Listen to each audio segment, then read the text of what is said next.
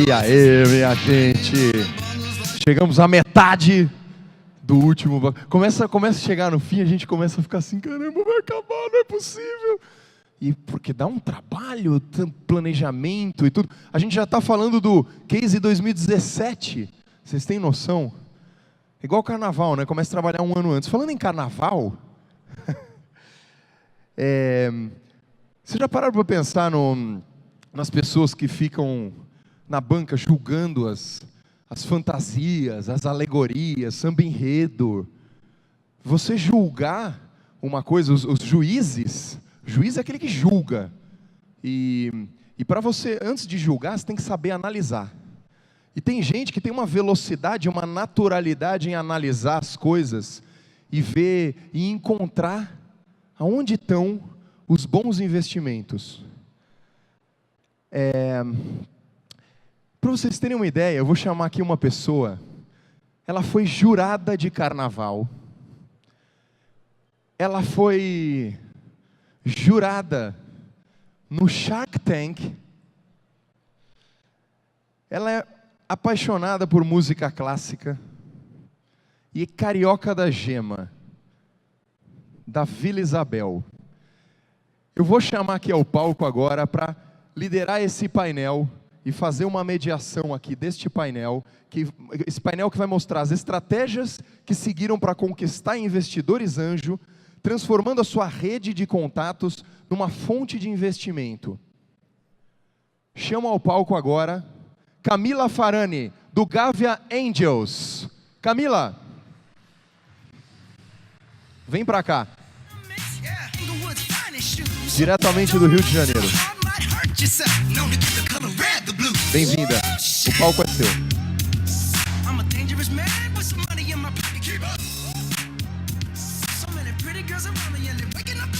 Alô, pessoal, boa tarde. Ele contou alguns segredinhos meus aqui, é um prazer estar aqui com vocês. Vou mediar esse painel, então, obrigada por ficarem até esse momento, espero que seja muito bacana. Estou vendo alguns amigos aqui. Queria chamar aqui o CEO do Blogo, Amoripinho.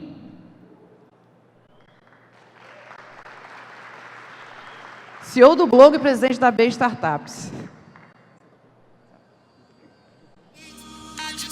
E também o CEO da Stay Film, Douglas Almeida.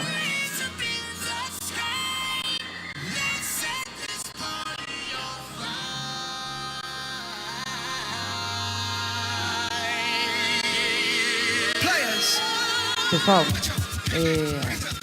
a gente combinou aqui fazer isso bem dinâmico mesmo, bem interativo, para não ficar aquela coisa maçante. Então, eu queria... Todas as perguntas que eu fizer, eu vou fazer para os dois, tá? Então, acho que o primeiro de tudo, eu queria que vocês fizessem assim, uma simulação. Imagina que a gente tivesse aqui essa plateia inteira, ela fosse aqui de investidores anjos. Então, eu queria que vocês fizessem um pitch, em 1 minuto, do que é o Blogo e do que é Stay Film, tá? É com vocês, está ali contando, 1 minuto. Vai ter investimento? Depende, né? Estou vendo um monte de investidor aqui na plateia. Bom, pessoal, boa tarde. Obrigado, Camila, pelo convite. O Blogo é a forma mais fácil e simples de você ter o seu blog. A gente ajuda blogueiros, amadores e semiprofissionais a gerenciarem e publicarem suas histórias, seus contos, suas ideias, suas perspectivas, através de um aplicativo para Mac, para iPhone, para iPad, que torna realmente fácil e intuitivo o processo de publicação. A vida desse blogueiro, ela é chata porque ela precisa muitas vezes pensar em SEO, em Analytics, em usar o Evernote, em editar esse texto, em formatar, em usar um servidor. O Blogo, ele entra por cima disso tudo, tornando o processo mais fácil. No final das contas, a gente deixa esse cara com mais tempo para fazer o que ele gosta, o que ele ama, que é escrever. E a gente tira tudo que é chato no processo de produção dele. E, consequentemente, aumenta a produtividade dele. E ele escreve mais, e ganha mais dinheiro, e ele é mais bem-sucedido. Bacana. Parabéns, Amori. Obrigado. E a Stay Film, Douglas? Bom, obrigado pela oportunidade. O Stay Film, acho que é um pouco mais simples de explicar até do que o Blogo é super completo. O Stay Film, ele é um produtor de filmes online que possibilita qualquer pessoa a produzir um filme temático com efeito e qualidade de cinema em menos de 2 minutos. e, consequentemente, uma rede social para interação desse conteúdo. Então, nós criamos, foi um Instagram de vídeos, acho que é um jeito simples de definir, mas a nossa intenção é tentar ser a maior plataforma de produção de filmes do mundo. E, para isso, a gente já está hoje tocando também negócios B2B dentro da produção de filmes, que é o nosso core business. Mais de 2 milhões de filmes produzidos. Acho que é a única plataforma da América Latina, né, que fez essa parceria com o Facebook, correto? Não estou falando nenhuma besteira, né? Exato. E acho que vocês criaram produtos que são competitivos assim a nível global, né? E obviamente ser competitivo a nível global não é uma tarefa muito simples. Como é que foi a concepção do modelo de negócio de vocês a partir do momento que você entendia que você poderia ter novos entrantes? Bom, a gente já começou o Stay Film pensando como uma empresa global. A gente lançou ele primeiro em inglês e português já no lançamento, e já pensando em como escalar para ser um produto global. Logo que a gente lançou a empresa, em menos de 3 meses o Facebook ligou para a gente e propôs para colocar dentro do Messenger Platform, que foi lançado em 2015. Então, a gente já nasceu pensando em ser global. E as grandes marcas já descobriram isso nos primeiros momentos. Então, os primeiros parceiros que nós tivemos foi a Disney, a Marvel e a Pixar. Isso com menos de um mês de lançamento do Stay Film no mercado. Mas é porque, desde o começo, a gente já sabia como o modelo de negócio ia ser estruturado. A gente já sabia como é que a gente ia fazer para criar as experiências de marca. E aí, foi esse fato com a Disney, a Marvel e a Pixar, Rock in Rio, e logo em seguida, Facebook e destaques na Apple Store, que confirmaram que a gente pode ter um produto que tem destaque global, e acontece esse destaque muitas vezes em Apple Stores que a gente nem estava olhando para ela, né, como alguns dos Estados Unidos ou Europa, acontecem de forma natural pelo fato do produto nascer com essa visão global, né? Perfeito. No nosso caso, quando a gente tinha identificado um problema, uma dor que a gente tinha, que era gerenciar toda a parte do WordPress, era um pouco complicada. A gente queria facilitar isso para evitar que você tivesse que ir para o browser, né? Só escrever. Quando a gente lançou o nosso MVP, realmente o nosso primeiro beta, a maioria dos assinantes veio dos Estados Unidos. A gente já tinha começado ele em inglês, mas é porque a gente acreditava, e porque os produtores de conteúdo, né, mercado americano, europeu e asiático. E aí a gente falou, cara, perfeito, por que eu vou tentar uma coisa numa língua só? Por que eu vou tentar só em português se o maior mercado potencial para mim está lá fora? Mas quando a gente lançou, que a gente percebeu que era muito mais o americano até do que o mercado europeu. A gente errou no nosso modelo de negócio no início. Assim, a gente, na época, isso tem 4 anos atrás, a gente entrou com aquele modelo que era na época da Apple Store, né? Você cobrava pelo app. Então a gente cobrava $30 pelo blog, e a gente na época só tinha para Mac. Isso mostrou para a gente, ao longo do tempo, que a gente precisava mudar. Então, passou por uma série de mudanças, mas a visão global foi desde o início. Quando a gente entendeu que a gente tinha usuários do mundo inteiro testando o produto, testando o MVP, a gente falou, cara, não tem como começar localizado aqui no Brasil. Vamos tentar fazer uma solução que funcione para todo mundo. Eu acho que tem um grande aprendizado aqui que é bacana. Vocês construíram a partir obviamente, de uma visão mais global, mas, obviamente, em cima de muito esforço e muita trajetória de aprendizado, de estudo anteriores, que eu imagino que vocês já tenham tido. O Amaury, para quem não sabe, é investidor anjo. Quando eu comecei a pensar em fazer investimento anjo, ele já era investidor anjo. Então, isso eu acho que isso realmente traz um nível de sensibilidade, talvez muito maior para métricas, um nível de exigência talvez muito maior, mas isso efetivamente não garante que, olha, por conta disso, né, em algum momento, vocês não precisariam de capital de risco, né? E aí, entrando um pouquinho nessa parte de capital de risco, assim, a partir do momento que você entende que você precisa, você falou, bom, não tem jeito, a partir de agora eu preciso ir para capital de risco. Como é que foi esse processo? Acho que é importante dizer isso. Assim, vocês procuraram algum grupo, vocês procuraram investidores específicos, vocês sabiam quem eram os investidores? No meu caso, eu sofri um pouco no início, porque quando a gente pensou em captar para o blog, o desafio que a gente tinha era um desafio que não era muito adaptado à realidade dos anjos brasileiros, né? A gente queria fazer um produto lá para fora, que resolvia um problema de produtor de conteúdo, apesar de sexy, não era uma coisa que atraía os investidores. Na época, as startups estavam dando super certo, era Easy Taxi, era 99, era muito plataforma online e offline, e a gente estava com uma proposta totalmente diferente. Eu quero fazer um app para Mac que vai resolver a vida de blogueiros. Aqui no Brasil o pessoal falou, cara, eu não tenho dinheiro para isso. Então, na minha alternativa, no meu caso, eu tive que ir mais para Family and Friends. Então, o meu primeiro round de investimento anjo, ele foi com pessoas muito próximas. Foi o André Diamant, o Ariel Nigri, Ricardo Petros, que são amigos investidores. Eu falei, gente, olha só, eu não tenho certeza nenhuma de que isso aqui vai dar certo, mas eu preciso dessa grana para testar isso. E eles acreditaram no empreendedor, acreditaram no time, né? Então, acho que foi o segredo, assim, a gente realmente recorreu para o Family, Friends and Fools, e aí depois disso deu certo. Um ano depois a gente lançou o blog, foi um baita destaque e a gente conseguiu se manter desde então. A gente foi num modelo parecido, só que o momento que a gente olhou para falar assim, não, quando é que você precisa de dinheiro, na verdade foi no dia zero. Foi um pouquinho lá atrás, porque a gente olhou e falou assim, bom, o Facebook está aí, o Instagram está aí, os grandes players estão aí no mercado, tem concorrência global, a gente não vai conseguir fazer isso com dinheiro próprio. A gente até tinha um capital legal para fazer, dava para juntar os founders ali e conseguir fazer alguma coisa, mas a gente sabia que esse dinheiro não ia dar nem para terminar para desenvolver. Então a gente olhou para o mercado, a gente foi em eventos de startup, a gente está acompanhando o mercado desde quando começou o nome startup no Brasil, lá para 2010, 2011, que a gente começou a ouvir isso. Em 2012 a gente fez um evento, que sei lá, vamos considerar 10% disso aqui, então a gente pegou um auditório nosso e apresentou o Stay Film para a primeira sabatina das pessoas. Então eu trouxe família, trouxe amigos, mas trouxe muitos experts de várias áreas. Desde financeiros ao pessoal do mercado publicitário, que é o mercado que eu já atuava, e meu irmão também, meu sócio. E aí nós apresentamos para esse grupo, para 57 pessoas, e saímos dali com 600 mil captados já para começar. Mas você fez isso, você reuniu todo mundo no Aqui, mesmo... igual aqui, assim, peguei uma fila, coloquei 57 pessoas e 10%, mais de 10%, investiram na gente. A gente está dando uma dica, tá? Tá, dá para fazer fácil. Só não perguntar que valuation está nessas coisas, mas ele está dando uma dica, então... E aí a gente, na verdade, isso é público, não tenho problema de falar. A gente captou, eu acho que por enquanto, eu ainda não ouvi nenhuma, o Sebrae e a Microsoft também olharam com a gente fez a maior captação de investimento anjo por enquanto do Brasil. Quase não é anjo mais, né? Eu anjo adoraria porque ser foi sua de pessoas investidora, mas físicas. você nunca quis me ter como sua investidora. Não, tem sim, ainda quero ticket você muito alto para mim. Ainda mais agora que você é tubarão, poxa, imagina eu ter um tubarão. A gente veio pedir dinheiro aqui para você hoje. E aí a gente fez esse primeiro evento, foi 600 mil ali, né, em 3 horas e meia de perguntas e respostas que a gente deixou aberto para apanhar e melhorar o produto, até porque era a primeira apresentação do PowerPoint, da ideia do Stay Film, de um protótipo que pintava a foto, tipo, nada do que a gente tem hoje.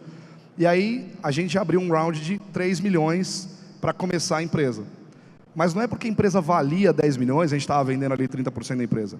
A gente precisava de 3 para fazer, mesmo caso do Amuri. A gente precisava do dinheiro para entregar aquilo. Só que a gente olhou e falou, com pouco dinheiro não vai dar para fazer. E o mercado na época, eu lembro muito bem, o mercado de anjo falava assim, eu ponho 50, 100 mil para levar 15, 20% da empresa.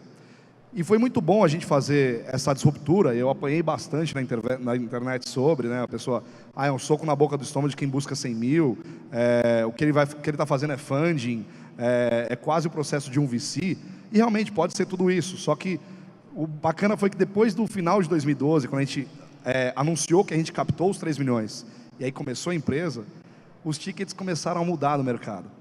Então eu comecei a ver amigos do mercado pegar 1,5 milhão, quando antes 500 mil era, uau, um baita investimento. Então isso foi um ponto, mas a gente teve que decidir lá no início, senão não entregava, porque era muita tecnologia difícil para fazer com pouca gente. Eu acho que isso que você falou é muito importante, né? Eu acho que o Amuri, que também é investidor, se eu vejo alguns outros investidores aqui, realmente assim, você... Quem tiver, levanta a mão. Oi? Quem tiver, levanta a mão, fala comigo depois. Tá? Você realmente, assim, você fazer esse processo de captação, mas além disso, assim, é o desafio, né? Que é ter um investidor, e um investidor que tope ser um investidor líder. Né? Então, eu costumo sempre dizer assim, que hoje, eu conto nos dedos, assim, né? Os que realmente fazem investimento anjo na essência do negócio, né? Considerando que você tem aqui uma estrutura de capital totalmente diferente do modelo norte-americano, do modelo europeu, que é o modelo que a gente se baseia, né? Pelo menos assim os bons investidores. E aí entendo o teu questionamento, a partir do momento que você fala assim, bom, 3 milhões não é um ticket, né? Não era considerado um ticket de anjo, mas a gente sabe que se a gente faz um investimento de 500, 600, 700 mil que seja, o follow-on é uma coisa tão, né? Os próximos rounds, né? É uma coisa tão natural que ela precisa acontecer. Mas que competência e eu não vou nem dizer sorte, porque eu não gosto muito dessa palavra, mas que competência sua realmente que você possa ter feito isso. E assim, entendendo um pouco essa questão, assim, são propostas totalmente assim diferentes sob o ponto de vista de captação. Então, o Amuri entrou com a família, amigos, né? E o outro F, e ele começou já entendendo que ele precisava ser, desde o do D0, ele já precisava de investimento. Quais foram os prós e os contras de se ter um investidor anjo no negócio de vocês, assim? Eu como realmente captei com poucos anjos nisso, eu vou dizer qual foi o meu maior erro de todos. Meu maior erro foi ter captado pouco. Viu? É isso que eu estou falando.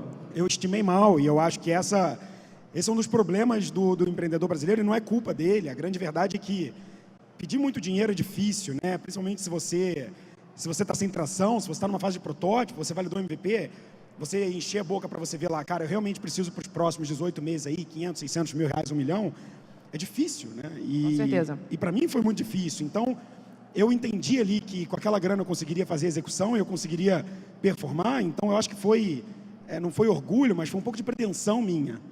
Acabou que no final eu não tinha dinheiro para largada. Faltando 2 semanas para lançar o logo na Mac App Store, eu não tinha R$1 na conta mais. E a gente segurou a onda e lançou o produto. E nas primeiras 4 semanas a gente vendeu $40 mil.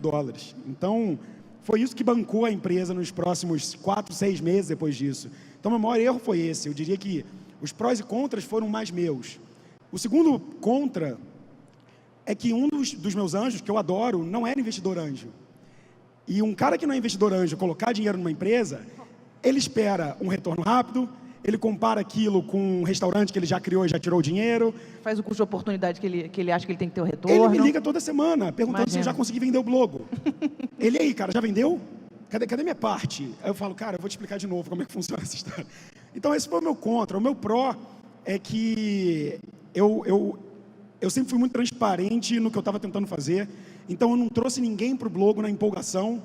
Eu trouxe com a visão que a gente tinha e com as entregas. Então, o pró é que os anjos que me acompanham, que colocaram dinheiro a gente até hoje, acreditam muito na gente e ajudam a gente. Eu acho que esse foi o grande pró. Eu captei com muita transparência, então isso ajudou a gente. Eu vejo que às vezes a gente falha em querer ser persuasivo como empreendedor e querer convencer, né? Com os números, com tudo que você consegue. E não aprender. Exato. E aí, quando esse cara descobre os esqueletos no armário, ele perde completamente tesão em você. Então, eu acho que esse, para mim, foi o pró e o contra. Você sabe que eu passei pelo mesmo problema, ainda passo. Só que, na verdade, eu dei um pouco mais de sorte. Como eu tinha 40 sócios investidores da primeira rodada, os 3 milhões eram 40 pessoas, e depois de 2 anos, a gente ficou 2 anos fechado desenvolvendo o Stay Film, aquilo que poderia dar certo ou não, porque era uma tecnologia que não existia. Então, como é que eu vou chegar para você e falar, não, olha, eu entrego isso aqui em 1 ano. Eu estimo entregar em 1 ano. Mas, na verdade, foram 2 para ficar redondo para ir para o ar. E depois de 2 anos com ele, a gente olhou e falou assim, ok, vamos lançar. A gente lançou no Web Summit na Irlanda, entre as 100 mais inovadoras. Já fechamos com Disney, Marvel e Pixar no mesmo mês, Rock in Rio no mês seguinte. E aí, quando chegou em janeiro, a gente chegou para o sócio e falou, olha, falta pouquinho, falta menos de 10 mil para a gente atingir o primeiro break-even da empresa, né? Um momento, claro que ainda não era recorrente, então ainda ia ter seus altos e baixos, mas já era um break-even.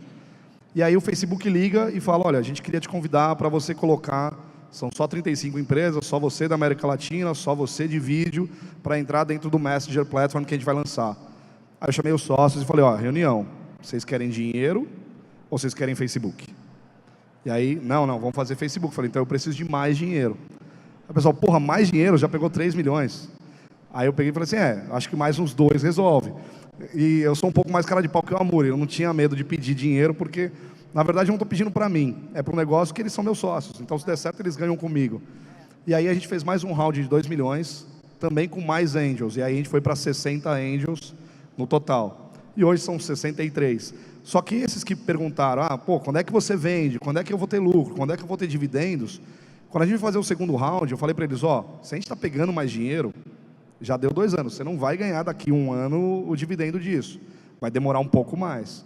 E aí alguns venderam entre eles, mas saíram com mais de 100% de lucro. Então, eu acabei dando sorte nesse momento. Mas é super difícil, porque quando ele passa por uma crise, primeiro momento, para quem não é do mercado, é como é que eu posso tirar aquele dinheiro Com dali certeza. para pagar minhas contas. Eu acho que vocês trouxeram questões assim que são muito relevantes, assim, é a questão, principalmente é a questão da governança. Eu te confesso que eu, como investidora das startups, pelo menos que eu sou líder, assim, para mim, assim, apesar de eu gostar de lidar muito com gente, assim, muitas vezes a pressão que o próprio investidor e muitas vezes assim, não é nem pela falta de conhecimento, né, é pela questão de vida ou momento de vida ou enfim.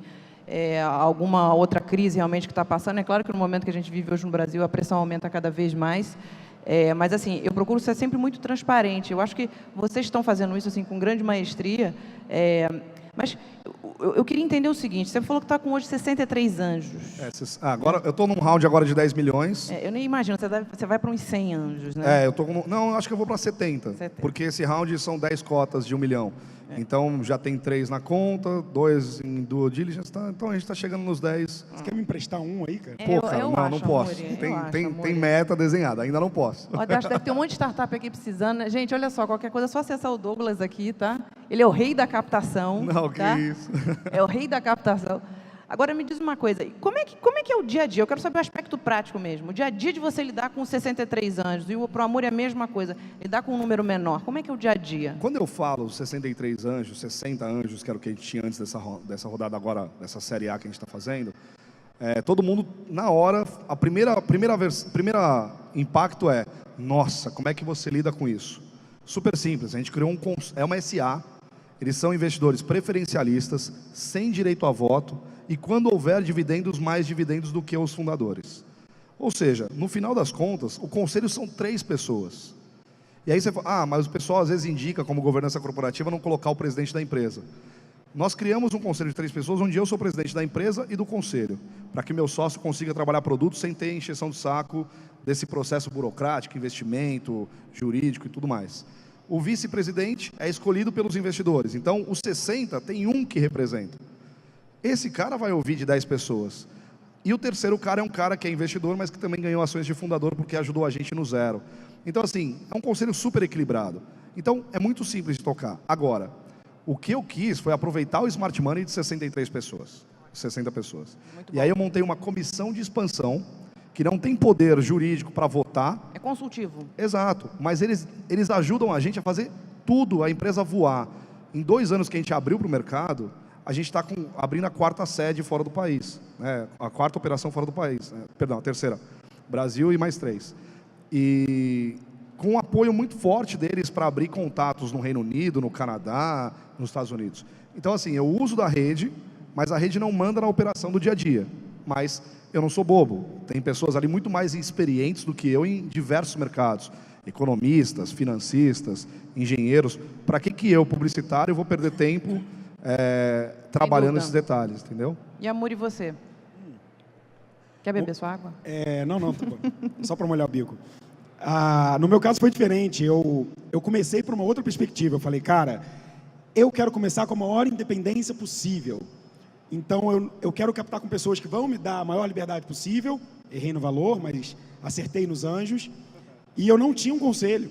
Eu tinha...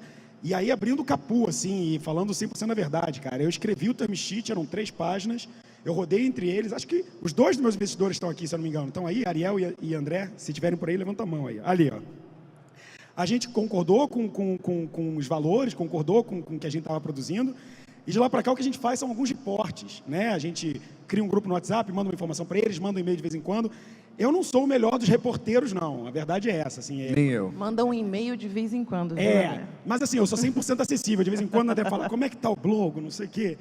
E eu mando alguns reportes. Mas a grande verdade é que agora, no nosso novo round, eu estou tendo que ter um compliance muito maior. Então, estamos captando com muito mais anjos. Provavelmente vão entrar outros 10 ou 15 novos anjos dentro de uma plataforma que tem as suas regras. Então, agora a gente tem que fazer todo um processo de reportes trimestrais e uma série de números que estão em contratos.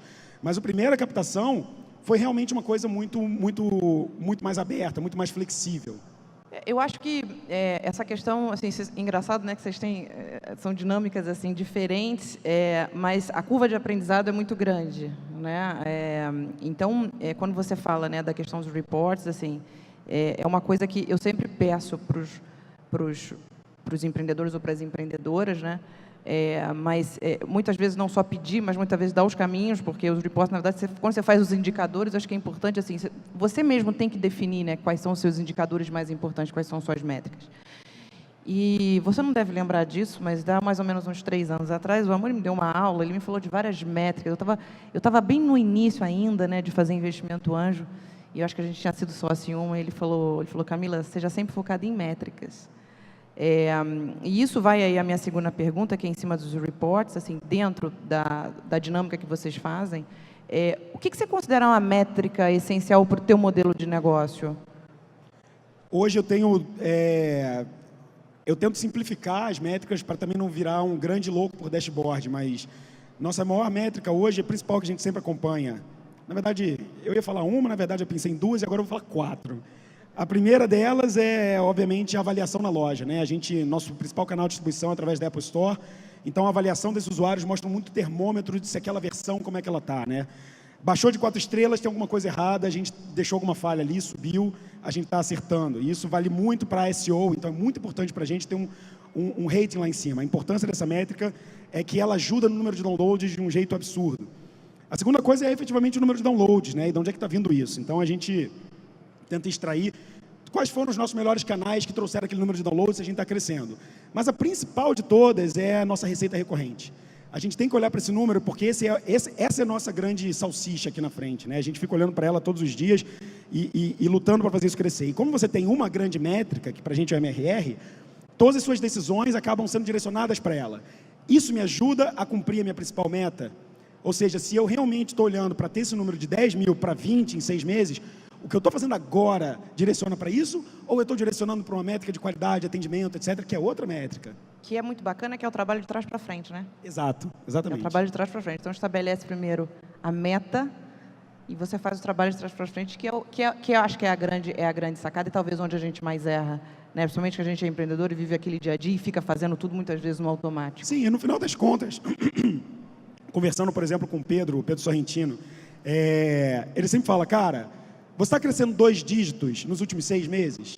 Ou seja, no final das contas, se você está indo para pegar dinheiro com um Funders Club, se você está indo para um VC ou para um anjo mais parrudão, esse cara vai querer saber do teu crescimento, entendeu?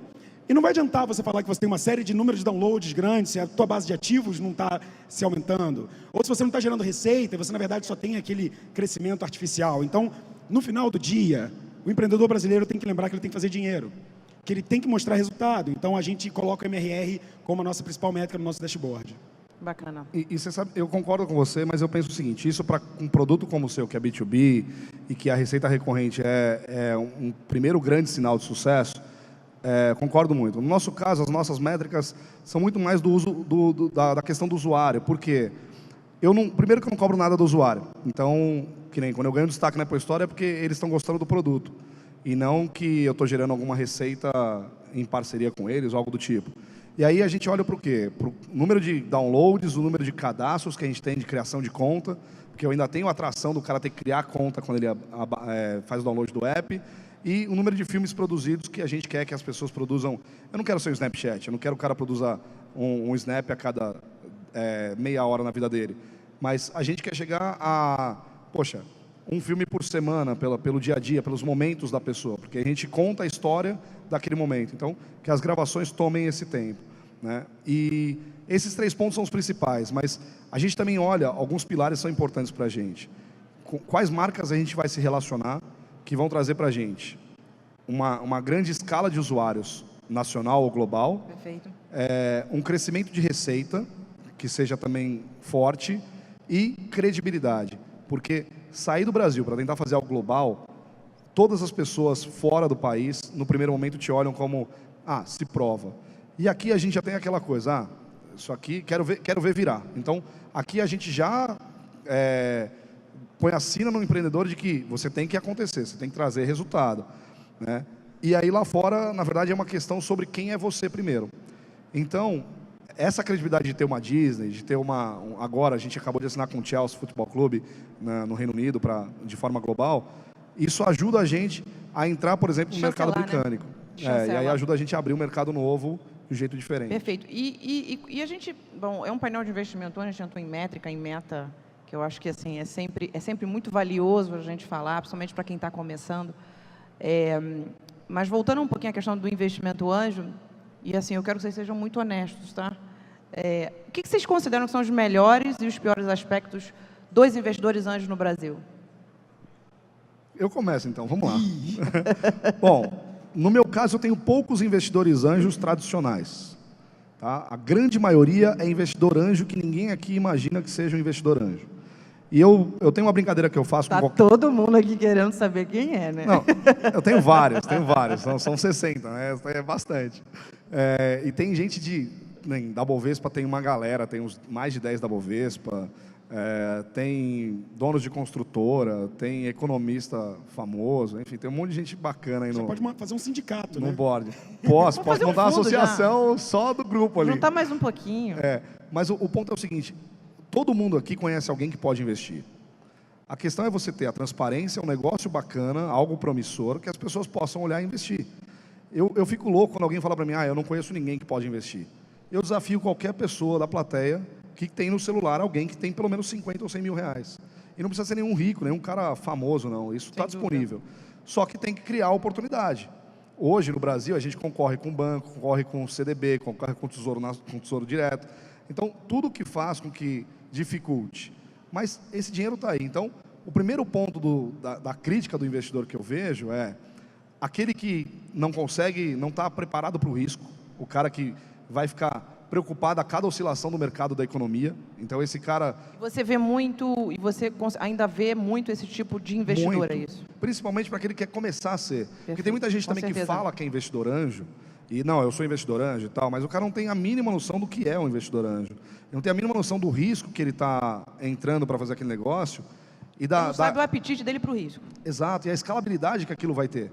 Porque também, quanto maior o risco, né, isso é regra básica de investimento, quanto maior o risco, maior pode ser o retorno. Então, assim, esse é um grande problema que eu vejo.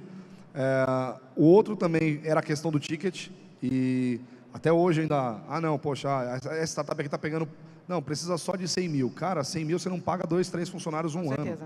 Então, o primeiro ponto para mim é essa questão de saber estar preparado para o risco, a dificuldade também de por não ter essa preparação, de lidar com isso, e a questão também do valor que está sendo investido diante do resultado. Amuri, a gente tem um minutinho. Então vou falar logo podre, então. Cara, para mim a parte mais chata do investidor anjo, o pior do investidor anjo, é quando ele quando talvez até nem tentando ser, mas tentando se proteger, ele acaba sendo leonino assim com investimento. Não seria o investidor anjo, seria aquele investidor anjo wannabe, né? Quando o cara aperta demais no contrato, ou quando o cara pega uma fatia muito grande do negócio do cara logo no início, isso desmotiva completamente o empreendedor, ou quando ele seta um valuation errado e pega uma participação muito grande e atrapalha o próximo round desse empreendedor, ou quando ele trava o crescimento dele. Eu acho que o próprio nome já fala, é um investidor anjo. Na base, na teoria, esse cara deveria colocar ele para frente, deveria ajudar. E existem situações em que esse investidor anjo acaba atrapalhando. Para mim, esse é o principal problema que a gente tem que ter, profissionalizar esse anjo para evitar o amadorismo que acaba destruindo as ideias. Você acredita que isso pode ser talvez uma coisa cultural no Brasil? Talvez por o Brasil ser um país, em grande parte, com aversão ao risco? Eu acho que é só aversão ao risco também, mas também aquela questão da confiança que o brasileiro não tem no outro. Nos Estados Unidos, você passa o seu cartão, você não assina nada, e o fato de você estar fazendo aquela ação, você já confirma que você é o comprador daquilo.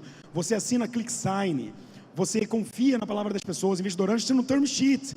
No Brasil, o cara vai assinar um contrato, vai transformar em SA, vai ter verificação, vai levar no cartório, e ainda assim você vai estar lascado, entendeu? Então, acho que essa confiança, junto com o risco, cria essa barreira, esse pé atrás do investidor anjo, que acaba colocando um baita de um contratão. Mas não são todos. Hoje em dia, eu acho que está tendo um mercado muito mais maduro, e a gente está vendo realmente facilidades para a gente conseguir captar muito mais rápido, em tickets maiores, com muito mais anjos. Sem dúvida. E rapidinho aqui, que a gente já estourou o tempo, o que vocês podiam dizer aqui para o pessoal aqui da plateia, assim, bem rápido mesmo, assim, de dica, para vocês serem mais atrativos, para eles serem mais atrativos para fazer essa captação com o investidor anjo? Eu vou começar puxando essa aqui. Eu acho que a primeira coisa é o seguinte, eu converso com muitos empreendedores E eu falo para eles, e aí, cara, como é que estão as coisas? Ele, amor, o que você está fazendo? Eu falei, cara, eu estou com um round aberto, a gente está captando 800 mil reais pelo blog, etc. Como é que você está? Não, a gente também está tentando, mas está difícil. Aí eu falo, com quantos caras você já falou? Ele, 4. Gente, não adianta você querer captar investimento falando com 4 investidores. Lá no Vale o pessoal fala, você fala com 40 para fechar um. Eu já falei com mais de, sei lá, uns 300. Exato. 500. Então você tem que estar preparado para conversar com esse cara. O que é isso? Deck feito, pitch bonitinho, números feitos, entendeu? Você conseguir fazer a sua due diligence, você está pronto para receber investimento, a empresa está aberta. No Brasil, né, se você vai captar aqui, quando você está pronto, você está preparado. E aí você começa a fazer reuniões, começa a apresentar. Aí sim eu acho que essa é a grande dica. Você fala com o maior número possível, estando preparado. Eu acho que essa para mim é a principal dica. E cada reunião você vai aprender mais, né? Cada reunião vai melhorar alguma coisa, Exato. vai mudar a apresentação. E comece do investidor que você menos quer para o que você mais quer. Porque você vai aprendendo com os caras que são menos relevantes para você. Então, Você vai ganhando mais massa crítica, né? Exato, você tem 40 ali, essa é a minha lista de 40. Começa com o 40º, aí vai para o 39, etc. O primeiro é Camila Farani, é o que você mais quer. Mas o 40º, você começa por lá, e você vai aprender. Quando você chegar no 30º, você já está craque, entendeu?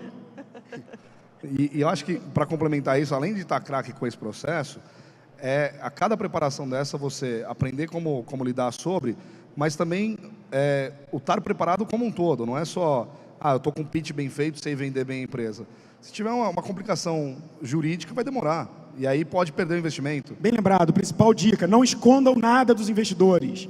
Não adianta ir para uma reunião de investidor com esqueleto no armário. Sabe por quê? Ele vai ver isso antes de colocar o dinheiro, ele não é idiota. Então não adianta você esconder que você está com negativo no banco. Não adianta esconder que você tem um problema societário. Você tem que tirar o esqueleto do armário, porque senão você vai perder o deal. E você perde a confiança. Perde a confiança na hora. E aí acabou. Eu prefiro falar tudo logo. É. Eu prefiro falar tudo, porque o cara fala, esse cara sabe o que está fazendo. Eu acho que, assim, acho que vocês falaram tudo. Eu queria parabenizar vocês pela trajetória de vocês. Assim. Obrigado. Sou uma profunda admiradora das duas startups.